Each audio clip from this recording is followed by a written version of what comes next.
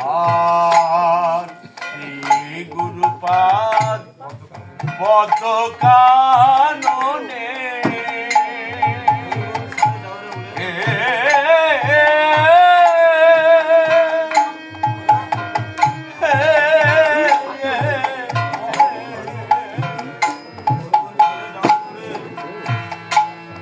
আর গুন গুন সরে যাও রে ঘুরে মধু এখানে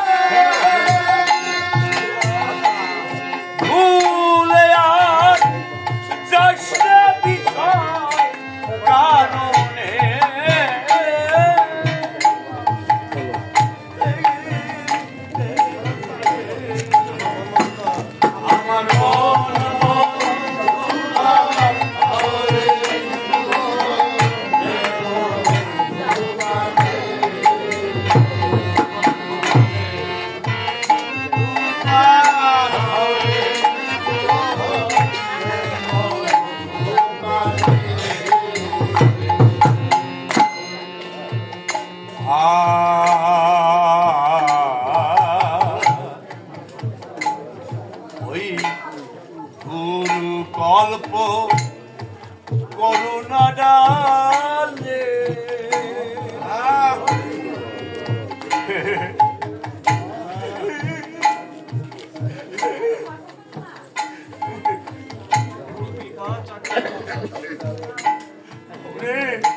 গুরুর কৃপা চাকে মনের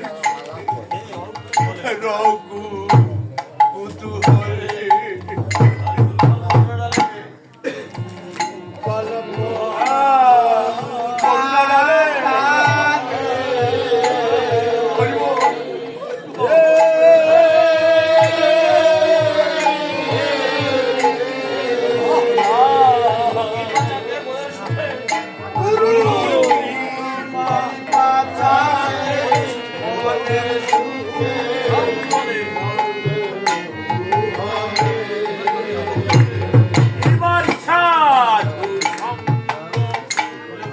সাধু সঙ্গ এবার এই সাধু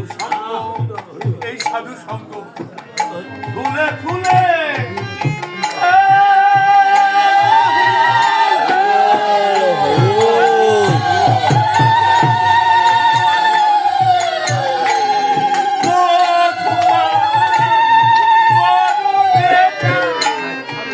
রাত্র দিন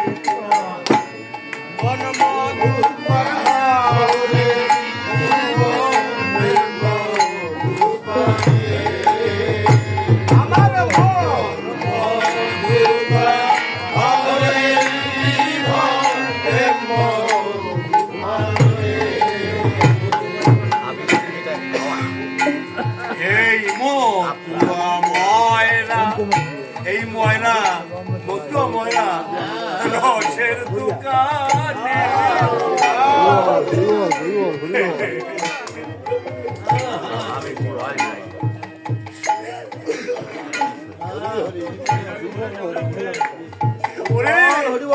বিরাগ ভরে যাও রে উড়ে আনো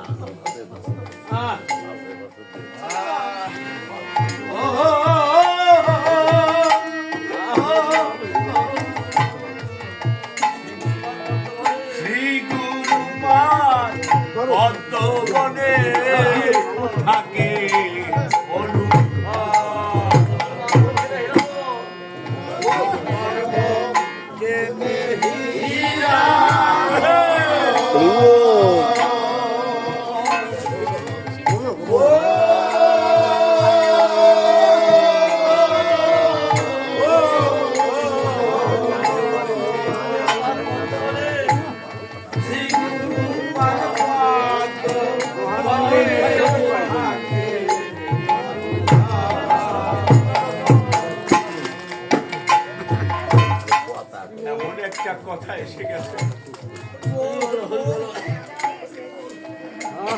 হীরামনের কথা। হীরামন হীরামন শব্দের অর্থ কেমন হয় যদি হীরামনকে আমরা একটু ব্যাখ্যা করি। হীরামন চারটে অক্ষর লাগে, হয় দীর্ঘি রয়াকার ম ন হীরামন। প্রথম অক্ষর হয় দীর্ঘি আর শেষের অক্ষর হচ্ছে ন। কি হলো তাতে? উচ্চারণে আসে কি হি ন। মাঝখানে দুটো অক্ষর থাকে, তার নাম কি হয় রয়াকার আর ম। এই রয়াকার আর মতে হচ্ছে রাম, আর হয় দীর্ঘি আর নতে হচ্ছে হীন। হিরো হয়ে রামকে হৃদয় মন্দিরে যদি কেউ প্রতিষ্ঠা করতে পারে তাহলে সেই হয় সবাই যদি আমরা প্রত্যেকে মনে করি হীন হয়ে রামকে প্রতিষ্ঠা করতে হবে। আমার হীরামন কেমন ছিল? সেই হীরামন এই হীন হয়ে সেই রামকে অর্থাৎ সেই প্রভু হরিচাঁদকে সাধন ভজন করেছিল বলেই হীরামন মধুর মর্ম জেনে হীরামন, সেই হীরামন মধুর মর্ম জেনেছিল, অর্থাৎ হীন হয়ে সে আমার শ্রী হরিকে ভজনা করতে পেরেছিল বলে মধুর মর্ম সেই হীরামন জানতে পেরেছিল। মধুর মর্ম যদি কেউ প্রতিষ্ঠা করতে পারে নিজের হৃদয় মন্দিরে, হীন হয়ে রামকে বা সেই শ্রীহরিকে সেই প্রভুকে যদি আনয়ন করতে পারে হৃদয় মন্দিরে, তাহলেই সে হচ্ছে প্রেমের মহাজন। প্রত্যেকেই আমরা যেন প্রেমের মহাজন হতে পারি। তাই তো আমার অশ্বিনী তাই গানের মাধ্যমে বলে যাচ্ছে যে মধুর মর্ম জেনে হীরামন, তাই মধুর মর্ম জেনে হীরামন।